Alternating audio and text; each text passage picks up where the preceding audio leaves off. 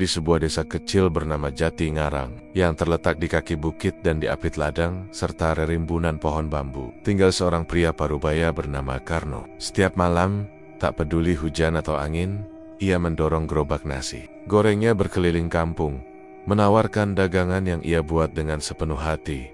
Karno bukan sekadar penjual, ia sudah menjadi bagian dari denyut malam desa itu. Suara dentingan spatula besi yang menghantam wajan menjadi penanda bagi warga bahwa malam sudah benar-benar tiba. Anak-anak yang belum tidur akan buru-buru menarik selimut, sementara bapak-bapak mulai bersiap menunggu di teras rumah sambil membawa rokok dan secangkir teh panas. Denting itu seperti azan malam bagi parut-parut yang mulai keroncongan. Gerobak Karno sederhana dari kayu lapuk yang dicat ulang berulang kali. Lampu Petromax tergantung di sisi, dan papan menu di depannya sudah mulai pudar. Tulisannya, nasi goreng spesial Karno, pedas, bisa diatur. Tapi bukan tampilannya yang menarik, melainkan aroma dan suara. Aromania kos, perpaduan kecap manis, bawang putih, dan sambal goreng racikan sendiri. Suaranya ritmis. Teng teng teng, spatula besi menghantam wajan seperti alunan gamelan malam. Karno telah menjalani rutinitas ini selama 5 tahun. Sejak ia memutuskan keluar dari pekerjaannya sebagai buruh bangunan di kota dan pulang ke kampung halaman istrinya, almarhumah Yati. Setelah istrinya wafat karena komplikasi paru-paru, Karno tak ingin jauh dari kuburnya. Ia memilih hidup sederhana, membesarkan satu-satunya anak perempuannya, Rina, yang kini duduk di bangku SMP. Rutinitas adalah teman sejatinya. Ia tahu jam-jam kapan pelanggan tetap akan keluar. Di depan rumah Bu Marsih, ia berhenti pukul 8 malam di pojok gang dekat pos ronda. Ia selalu menyapa Pak Sarmo dan Pak Udin yang gemar pesan 2 porsi untuk dimakan sambil main catur. Jalan-jalan sempit desa Jati Ngarang sudah seperti labirin yang hafal betul di kepalanya. Namun, malam itu berbeda. Langit mendung sejak sore, dan saat senja turun, hujan gerimis mulai turun tipis-tipis, seperti isyarat dari langit bahwa malam ini bukan malam biasa. Karno tetap mendorong gerobaknya dengan mantel plastik lusuh yang menutupi sebagian tubuhnya. Lampu Petromax Bereanian terkena angin, membuat bayangan gerobak menari-nari di jalan tanah yang becek. Biasanya, walau hujan, masih ada 1-2 orang yang keluar untuk membeli. Tapi malam itu benar-benar sepi. Rumah-rumah tertutup, rapat. Bahkan suara televisi pun nyaris tak terdengar. Jalan yang biasanya ramai dengan suara jangkrik pun sunyi. Karno berhenti sejenak di bawah pohon sawo. Ia menurunkan gerobak dan menyandarkannya, lalu duduk di bangku kecil yang sudah mulai rapuh. Sepi banget malam ini, gumamnya pelan. Ia menyalakan rokok kretek yang diselipkan di balik plastik penutup gerobak. Asapnya mengepul perlahan, terbawa angin malam yang dingin. Tatapannya kosong menembus hujan tipis. Di dalam hatinya, ada kegelisahan yang sudah lama mengendap. Rute malamnya terlalu monoton. Setiap hari melewati jalan yang sama, pelanggan yang sama, ucapan yang sama. Kadang, ia merasa seperti robot yang diputar tombolnya setiap habis. Maghrib, tiba-tiba pikirannya melayang pada sebuah jalan kecil yang pernah ia lihat dulu, jalan tanah sempit yang memanjang di belakang kebun bambu milik Pak Lurah. Jalannya jarang dilalui, dan bahkan orang-orang kampung jarang membicarakannya. Dulu, konon katanya, jalan itu menuju petak sawah yang sudah ditinggalkan. Tapi Karno tak pernah benar-benar mengeceknya. Entah mengapa malam ini, dorongan untuk keluar dari rute biasa terasa begitu kuat. Daripada balik rugi bensin, mending coba lewat belakang aja. Siapa tahu ada yang mau beli, pikir Karno. Sembari mematikan rokok dan kembali berdiri, ia membetulkan jas hujan, menyalakan kembali lampu Petromax, dan mulai mendorong gerobaknya ke arah jalan yang jarang dilalui itu. Gerobaknya berderak pelan saat mulai menapaki tanah becek yang dipenuhi akar pohon. Suara wajan dan spatula ia mainkan sedikit, sekadar untuk menandakan kehadirannya. Teng, teng, teng, denting itu menggema di antara batang bambu yang basah. Karno melirik kiri kanan. Gelap, tapi ada sesuatu yang membuatnya terus berjalan. Mungkin harapan, mungkin sekadar rasa bosan yang butuh penyaluran. Tapi ia tak sadar bahwa langkahnya malam itu akan mengubah seluruh hidupnya. Namun untuk saat ini, Karno hanya berpikir tentang satu hal. Dagangan yang belum laku, dan anak yang menunggunya pulang. Tanah basah menghisap roda gerobak Karno perlahan, membuat dorongannya terasa lebih berat dari biasanya. Hujan sudah mereda, hanya menyisakan rintik-rintik yang menetes dari ujung daun dan atap genteng tua yang ditinggalkan. Jalan yang ia lalui ini bukan jalan biasa, dan tidak terlihat bekas roda atau jejak kaki. Rimbunan pohon bambu menjulang tinggi di kiri kanan, membentuk lorong sempit yang membuat cahaya lampu Petromaxnya terpantul samar pada batang-batang hijau mengkilap. Karno mengatur napas, meskipun tubuhnya sudah mulai lelah karena dorongan gerobak dan baju yang basah. Ada rasa penasaran yang terus mendorongnya. Ia tak tahu pasti mau kemana jalan ini membawanya, tapi semakin ia masuk, suasananya terasa berbeda, sunyi, namun bukan sunyi biasa. Seperti ada sesuatu yang mengawasi dari balik pepohonan. Beberapa kali ia memutar spatula ke wajan, menciptakan dentingan khas. Teng, teng, teng. Tak ada sahutan, tak ada suara ayam, jangkrik, atau kodok sawah. Hanya dentingan dan suara langkah gerobaknya yang terdengar. Tapi ia tetap berjalan. Setelah hampir 15 menit menembus jalan tanah itu, tiba-tiba pohon bambu berhenti, seolah hutan membuka jalan ke sebuah dataran kecil. Dan di sanalah Karno tertegun. Di hadapannya terbentang sebuah desa bersih, tertata rapi, dengan rumah-rumah panggung dari kayu jati yang terlihat tua namun terawat. Jalan-jalan kecil dibatasi pagar tanaman bunga melati yang harum menyengat. Di ujung jalan, sebuah surau kecil berdiri. Meskipun tidak terdengar suara azan atau tanda-tanda keramaian, Karno berhenti sejenak, menatap dengan bingung. Wah, ini kampung mana ya? Kok bisa lewat sini? Gumamnya. Sebelum ia sempat bertanya, lebih jauh pada dirinya sendiri, dari kejauhan terdengar suara. Mbak, nasi gorengnya. Mas Karno menoleh. Seorang pria tua bersarung, mengenakan baju koko putih dan peci hitam, melambaikan tangan dari teras rumah. Di belakangnya, beberapa orang mulai keluar dari rumah masing-masing. Wajah-wajah mereka cerah, dengan senyum lebar yang membuat Karno sedikit kikuk tapi senang. Ia mendorong gerobaknya mendekat. Warga desa itu menyambutnya dengan keramahan yang luar biasa. Mas baru ya jualan di sini? Wah, harum sekali masakannya, ujar seorang ibu yang mengenakan kebaya coklat tua, membawa anak kecil dalam gendongan. Karno mengangguk sambil tersenyum. Iya bu, tadi saya lewat belakang, lewat jalan bambu itu. Baru kali ini saya nemu jalan ke sini. Para warga tampak saling pandang, lalu tersenyum seperti sudah biasa mendengar hal itu. Tapi tak satu pun yang berkomentar.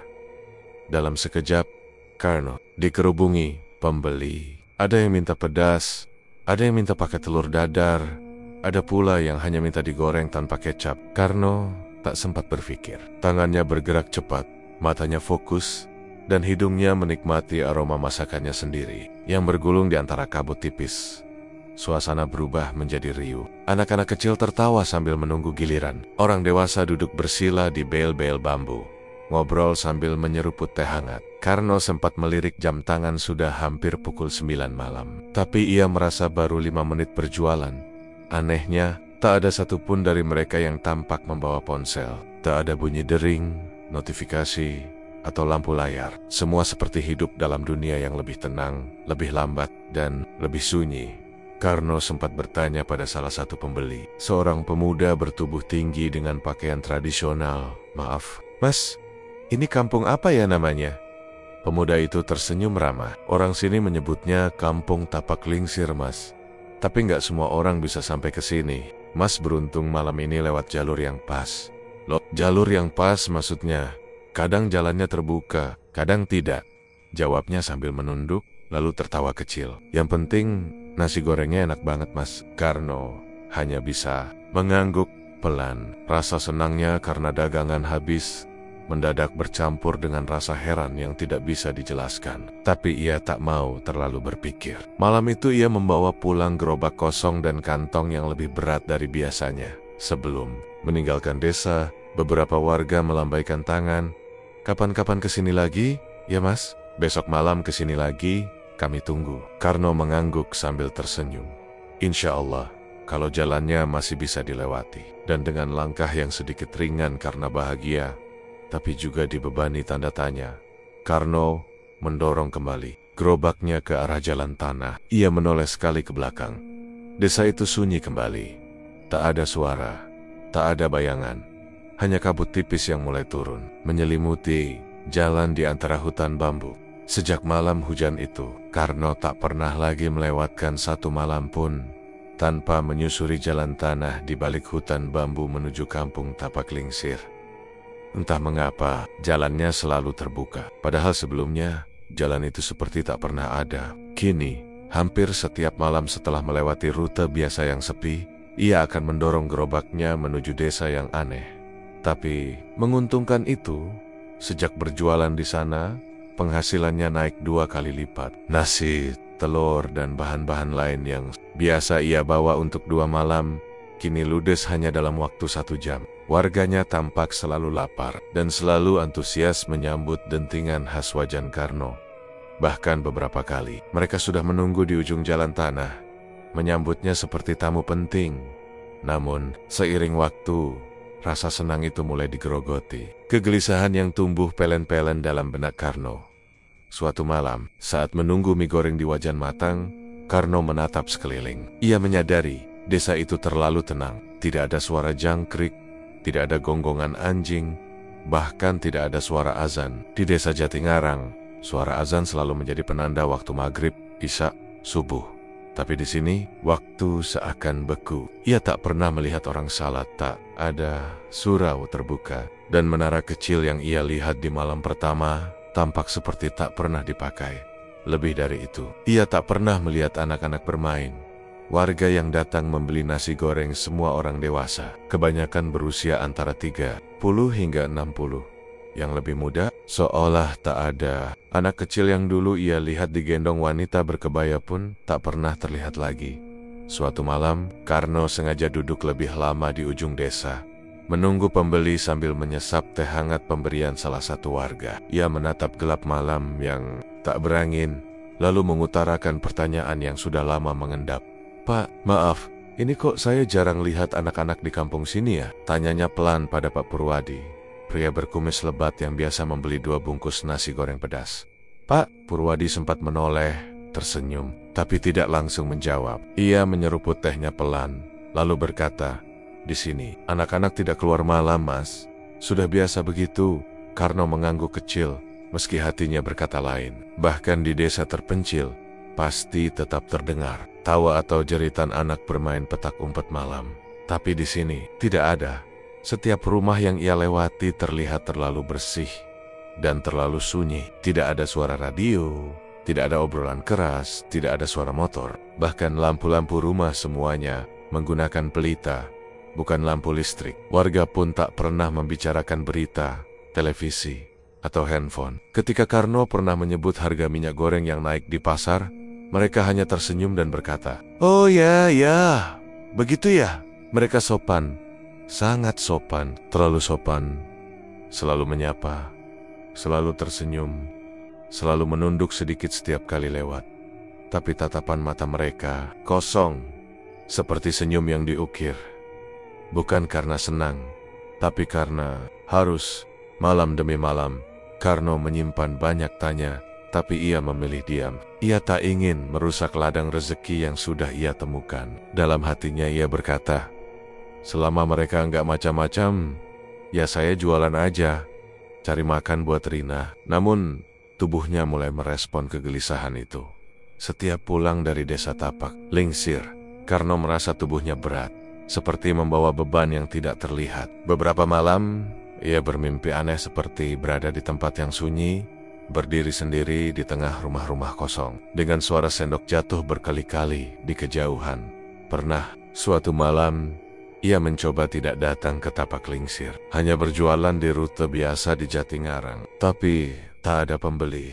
Bahkan pelanggan tetap seperti Bu Marsi dan Pak Udin bilang, kira-kira Karno udah gak jualan lagi.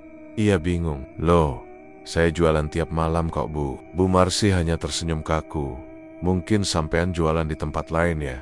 Jadi kami pikir udah gak lewat sini lagi." Kalimat itu membuat dada Karno sesak. Ia merasa perlahan seperti menjauh dari dunia nyata. Di desa biasa ia mulai dilupakan, tapi di Tapak Lingsir ia disambut seolah bagian dari mereka. Namun malam itu, Karno menyadari satu hal aneh lagi. Setelah selesai berjualan dan hendak kembali, ia berpamitan pada seorang ibu tua yang sering memesan nasi goreng tanpa cabai. Ibu itu memegang tangannya sebentar dan berkata, "Mas, besok malam datang lagi ya. Warga di sini senang kalau Mas datang. Apalagi yang lain udah jarang." Karno mengernyit. Yang lain, ibu itu hanya tersenyum tipis. Yang dulu-dulu, Karno tak berani bertanya lebih lanjut di perjalanan. Pulang melewati lorong bambu yang basah, ia menatap ke belakang. Desa itu seperti menghilang di balik kabut. Padahal baru beberapa menit yang lalu, ia masih mengobrol dan memasak di sana. Kini, sunyi kembali menyergap. Dan jalanan tanah yang tadi ramai dengan jejak kaki, tampak seperti belum pernah dilalui siapapun selama bertahan-tahan. Ketika tiba di rumah, Rina menyambut dengan wajah khawatir. "Bapak jualan di mana sih?" "Kok, tadi Bu Marsi datang nyariin. Katanya Bapak udah seminggu nggak lewat rumahnya." Karno terdiam. Ia hanya menjawab, "Bapak jualan, tapi mungkin bukan di tempat yang sama." Malam itu, seperti malam-malam sebelumnya, Karno tiba di kampung Tapak Lingsir saat kabut mulai turun pelan. Aroma tanah basah menyatu dengan bau nasi goreng yang memenuhi udara. Gerobaknya sudah hampir kosong, hanya tinggal satu bungkus, dan Karno memutuskan untuk duduk sebentar di bangku kayu dekat pos ronda kecil di ujung desa. Sebuah lampu minyak menggantung di atasnya, menerangi sebagian wajah Karno yang mulai terlihat letih. Peluh menetes di pelipis. Meski udara malam cukup dingin, ia meneguk teh hangat dari termos kecil yang selalu ia bawa sendiri. Tak ada satupun warga yang datang menemuinya malam ini. Aneh, biasanya ramai. Tapi ia tak terlalu mempermasalahkan. Justru malam itu, ia merasa ingin duduk lebih lama, merenung. Tak lama kemudian, suara langkah pelan terdengar dari arah samping. Karno menoleh. Seorang pria tua muncul dari balik kegelapan, berjalan perlahan, dengan tongkat kayu di tangannya. Pakaian koko lusuh yang dikenakannya tampak bersih, dan wajahnya keriput namun bersih terawat. Matanya tajam tapi lembut, seperti menyimpan banyak cerita yang sudah terlalu lama dikubur. "Mas Karno ya?" sapa pria itu dengan suara serak namun tenang. Karno tersentak kecil, lalu tersenyum sopan. "Iya Pak, kok tahu nama saya?" Pria tua itu mengangguk pelan, lalu duduk di sebelah Karno tanpa diminta. Ia merapikan letak tongkatnya, lalu menatap gerobak nasi goreng yang tinggal tersisa satu bungkus. "Saya dengar suara sampean dari jauh." Suara wajan sampean itu khas, ngegetok telinga, tapi menenangkan. Karno tertawa kecil, meski agak canggung. "Sudah jadi suara andalan Pak. Biar orang tahu saya datang." Hening sejenak, pria tua itu menatap langit malam yang samar di balik kabut. "Sudah berapa malam Mas Karno kesini?" "Kalau dihitung-hitung, hampir 2 minggu Pak," jawab Karno sambil memutar gelas teh di tangannya. Pria itu mengangguk. "Pelan, namaku Dirman. Dulu juga pernah jualan keliling, tapi itu lama sekali. Sebelum desa ini seperti sekarang." Karno menoleh dengan alis terangkat. "Seperti sekarang, maksudnya gimana Pak?" Pak Dirman tidak langsung menjawab. Ia menatap tanah, lalu menarik napas panjang. "Mas Karno," katanya perlahan, "sampean sadar nggak kalau desa ini nggak pernah berubah?" Karno mengernyit. "Maksudnya?" Pak Dirman menatap wajah Karno dalam-dalam, lalu melanjutkan, "Rame-rame di sini. Sama Pak. Dari malam pertama sampai sekarang, pernah nggak Mas lihat ada rumah yang catnya ganti, atau genteng yang diperbaiki? Ada rumah yang rubuh?" Karno tercekat. Ia mencoba mengingat-ingat. "Betul. Sejak pertama kali kesini, tak ada satupun perubahan. Semua tetap sama. Pagar bunga melati, lampu-lampu pelita, bahkan bendera kecil yang tertancap di salah satu rumah masih lusuh seperti malam pertama ia datang." "Pernah lihat anak kecil lari-larian Mas?" Karno menggeleng perlahan. Pak Dirman melanjutkan, "Pernah lihat orang benar-benar masak di rumah? Atau suara wajan dari dapur orang lain?" Keringat dingin mulai muncul di punggung Karno. Padahal udara malam makin menusuk saya. "Belum pernah," jawab Karno. Lirih Pak Dirman tersenyum tipis. "Tapi senyum itu pahit, Mas Karno. Sampean pikir, kenapa dagangan sampean selalu habis cepat, tapi nggak pernah lihat orang benar-benar makan?" Karno tercekat. Benar. Ia hanya lihat orang beli, bawa pulang, lalu menghilang ke balik pintu. Tapi ia belum pernah melihat satupun yang duduk makan di depan rumah, atau bahkan mengeluh kepedasan, atau minta tambah. Ia mulai menggenggam lututnya. Jadi, ini kampung apa, Pak? Pak Dirman menatap kosong ke jalan tanah. Suaranya berbisik. Dulu, kampung ini biasa saja, ramai. Tapi waktu bergeser, dan tak semua orang ikut bergerak. Ada yang tertinggal, ada yang memilih tetap tinggal. Karno menelan ludah. Pak Dirman mendekatkan suaranya, seolah takut didengar. Mas, Karno, sampean sadar nggak? Nggak ada satupun yang pulang dari sini. Dek, ucapan itu seperti palu menghantam kepala Karno. Ia menoleh cepat ke arah Pak Dirman. Apa maksudnya? Pak Dirman menghela napas, lalu berdiri sambil menepuk bahu Karno. Jangan terlalu lama di sini, Mas. Lama-lama. Suara Waihon, sampean itu cuma akan didengar oleh yang tinggal di sini saja. Dunia di luar bisa lupa. Karno terpaku. Pak Dirman melangkah pelan meninggalkan bangku, masuk ke balik kabut, dan menghilang seperti ditelan gelap. Karno menoleh ke sekeliling. Rumah-rumah itu sunyi, terlalu sunyi, dan satu persatu lampu-lampu mulai padam, bukan karena mati listrik, tapi seperti mereka memudar. Ia bangkit, menarik napas panjang, dan mendorong gerobaknya perlahan. Rasa dingin merayap ke tulang. Kabut terasa lebih tebal malam ini, seolah menahan langkahnya untuk pulang. Di benaknya, suara Pak Dirman terus bergaung. Sampean sadar nggak? Nggak ada yang pulang dari sini? Malam itu, Karno mendorong gerobaknya pulang lebih cepat dari biasanya. Setelah percakapan aneh dengan Pak Dirman, hatinya tidak tenang. Suara lelaki tua itu terngengjang di kepalanya, terutama kalimat terakhir yang terasa seperti peringatan. Sampean sadar nggak? Nggak ada yang pulang dari sini. Karno mempercepat langkah. Kabut malam semakin tebal. Jalan tanah yang biasanya ia lewati dengan mudah kini tampak asing, seperti berubah bentuk. Pohon bambu di kiri kanan tampak lebih tinggi, lebih padat, dan angin yang bertiup membawa suara-suara yang tidak wajar. Langkah Karno melambat. Tiba-tiba, ada suara seperti langkah kaki lain di belakangnya. Ia berhenti, menoleh, kosong hanya Bayunggen. Batang bambu yang bergoyang halus. Karno memicingkan mata. Cahaya Petromax dari gerobaknya memantul samar pada daun-daun basah. Tapi, ada sesuatu yang bergerak cepat di ujung matanya seperti sosok hitam yang melintas. Tanpa suara, jantungnya berdetak kencang.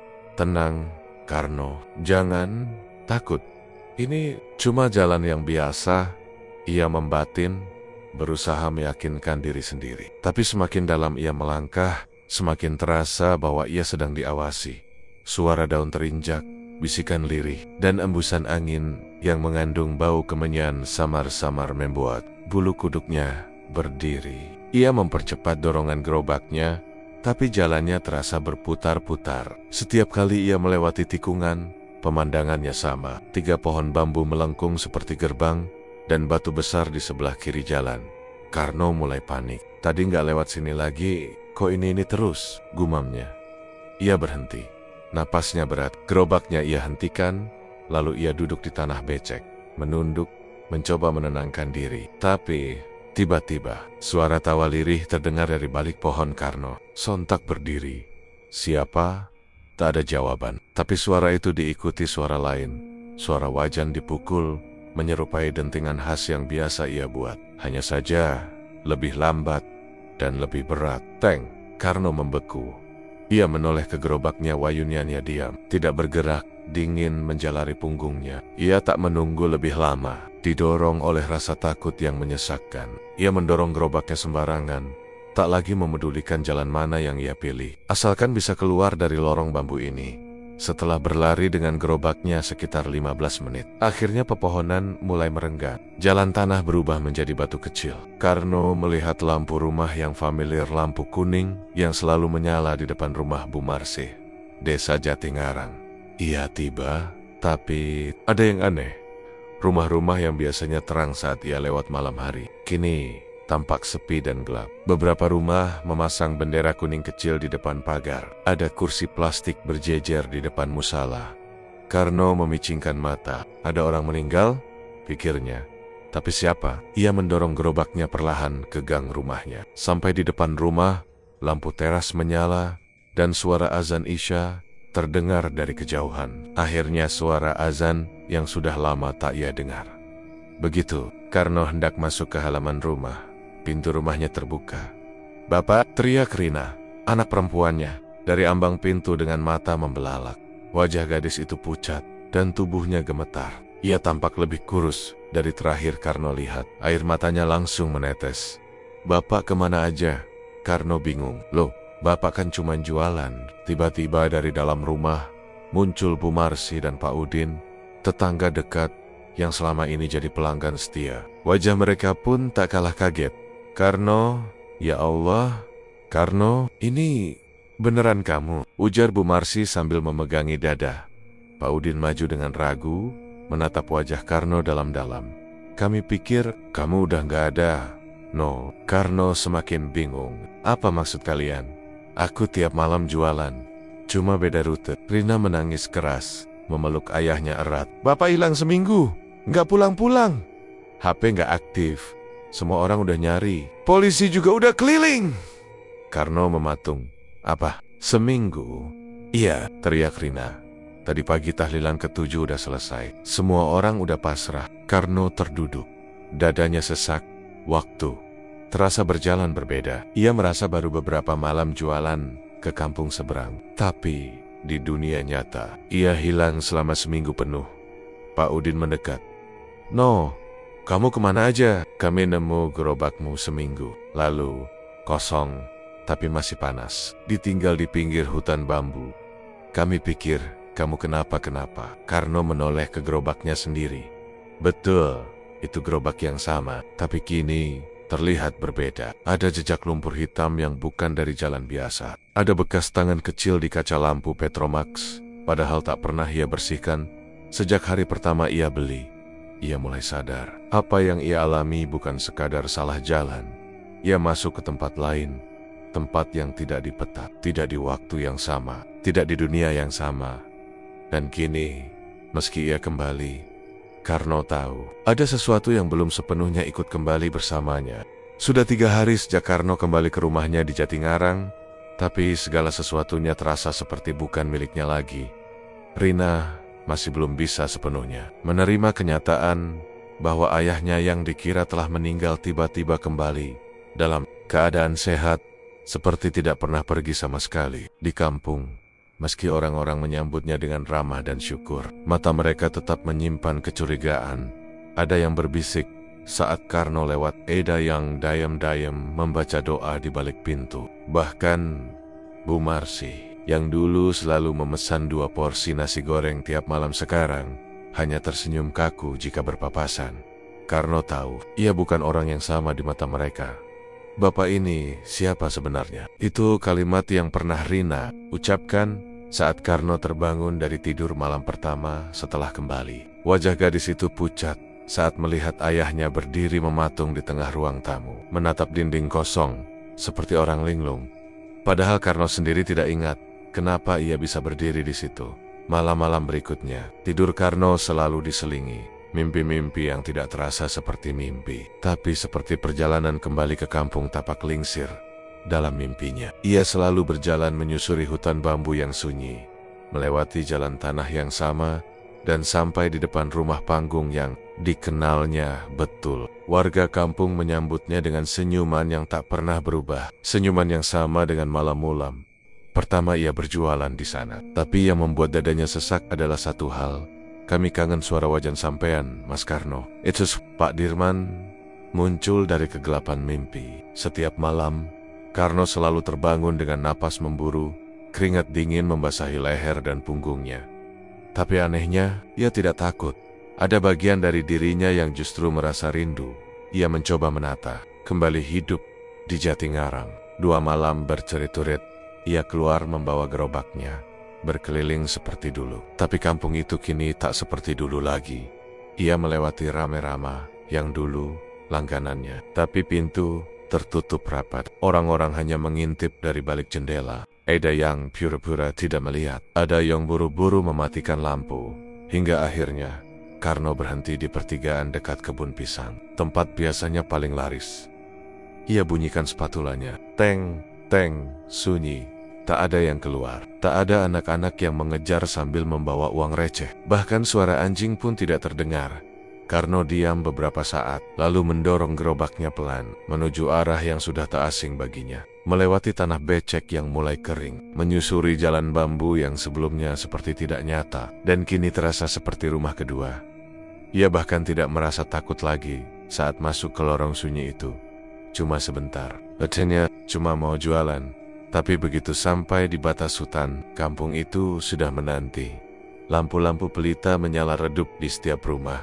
Aroma kemenyan dan bunga kenanga samar-samar tertiup angin. Dan yang paling jelas, warga sudah berdiri di jalan, menunggu Mas Karno datang lagi, seru seorang ibu sambil menepuk tangan.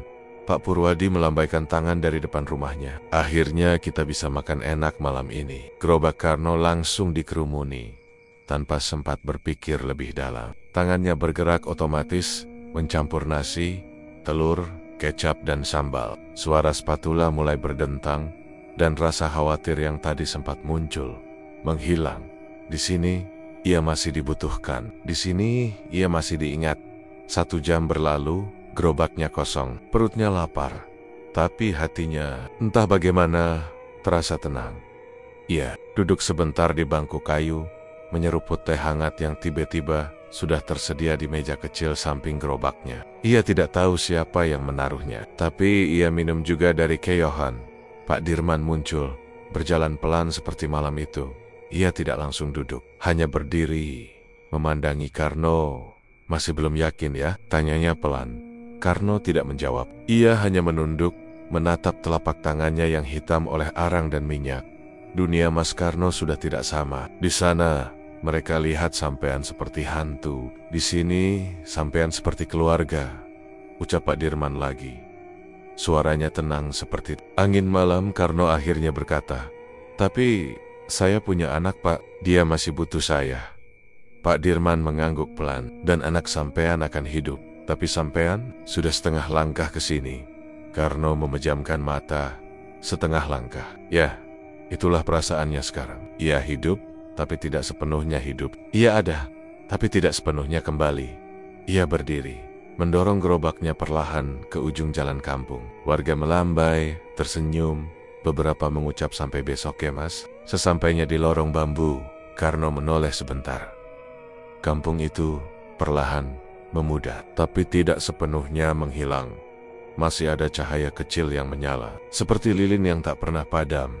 Dan Karno tahu, ia akan kembali lagi. Bukan karena terpaksa, tapi karena ia mulai merasa itulah tempatnya.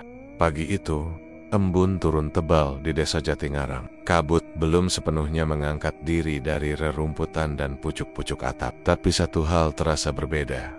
Karno belum pulang. Sudah 3 hari berlalu sejak malam terakhir ia keluar mendorong gerobak. Rina, anaknya, menunggu di teras rumah dengan mata sembab, menatap jalanan kosong. Ia sudah tak menangis seperti dulu, hanya diam karena hatinya tahu, kali ini bukan sekadar terlambat. Bukan hanya Rina, warga desa pun mulai membicarakannya kembali. Jangan-jangan dia balik ke kampung itu lagi, bisik Bu Marsi. Ketika berpapasan dengan Pak Udin di warung, Pak Udin mengangguk pelan. Tiap malam saya lewat dekat kebun. Suasananya beda Bu, ada bau minyak goreng. Dan kadang kayak suara wajan dipukul. Mereka tidak berani membicarakan terlalu keras. Karena setiap kali topik itu muncul, angin berembus lebih dingin, dan suara daun bambu di kejauhan mendesis seperti memperingatkan beberapa pemuda. Kampung mencoba mencari Karno. Mereka masuk ke hutan bambu membawa senter dan tali. Tapi jalan yang dulu mudah dilewati, kini terasa seperti lingkaran tanpa ujung. Setiap cabang pohon bambu tampak serupa. Setiap suara terdengar jauh, meski sumbernya dekat. Setelah 2 jam pencarian, mereka kembali. Tak ada jejak Karno, tak ada jejak gerobaknya. Yang mereka temukan hanya bekas arang kecil di dekat batu besar di tengah hutan. Di atasnya, sehelai celemek lusuh dengan noda kecap dan sambal. Itu milik Karno. Mereka mengenalnya betul. Sejak hari itu, warga Jatingarang berhenti mencari. Mereka hanya menunggu dan menyimpan cerita. Cerita itu mulai berkembang dari bisik-bisik menjadi legenda. Legenda tentang Karno si penjual nasi goreng, yang konon tak lagi milik dunia ini, tapi juga belum sepenuhnya meninggalkannya. Setiap malam Senin Kliwon, beberapa warga yang rumahnya dekat dengan batas kebun bambu mengaku mendengar suara aneh. Teng teng teng, suara spatula menghantam wajan, lambat dan bergema. Kadang disusul bau harum nasi goreng yang menyelinap masuk dari celah jendela, membuat perut lapar mendadak. Tapi juga bulu kuduk berdiri. Padahal gak ada angin, tapi baunya jelas banget, ucap Pak Surip, penjaga malam yang pernah tidur. Di pos ronda dekat hutan, aku dengar suaranya, tapi pas aku intip cuma kabut, kata Tino, anak muda yang nekat mengintip dari celah bambu. Warga desa mulai menyebut malam itu sebagai malam Karno. Malam ketika suara dari alam lain datang, bukan untuk menakuti, tapi mengingatkan bahwa ada orang biasa dengan niat sederhana yang tersisa dan mungkin memilih untuk tidak pulang. Sebagian orang percaya Karno sudah meninggal. Tubuhnya mungkin tidak pernah ditemukan, tapi sebagian lain percaya Karno masih hidup.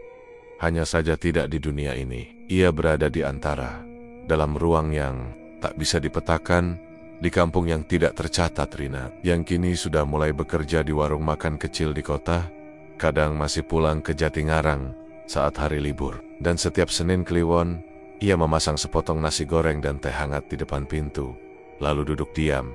Ibunya dulu sudah lama meninggal, dan kini ayahnya pun mungkin telah berpindah tempat. Tapi Rina tidak menangis, tidak lagi. Ia hanya menatap ke kejauhan, ke arah hutan bambu yang kabutnya tidak pernah benar-benar pergi, dan berkata pelan, kalau bapak memang masih jualan di sana, semoga dagangannya tetap laris ya. Dan saat malam turun, di dalam sunyi, terdengar suara samar, teng, teng, teng. Waktu berlalu, tahun berganti. Anak-anak yang tumbuh di Jatingarang mulai mendengar kisah Karno dari orang tua mereka. Sebagian menganggap itu cuma dongeng, tapi sebagian lain percaya penuh. Karena beberapa dari mereka, ketika diam-diam lewat hutan bambu malam hari, mengaku melihat cahaya kecil berkedip seperti dari lampu Petromax. Ada pula yang bersumpah pernah mencium bau telur goreng dan kecap, padahal tak ada siapa-siapa. Ada satu cerita dari seorang bocah bernama Wahyu.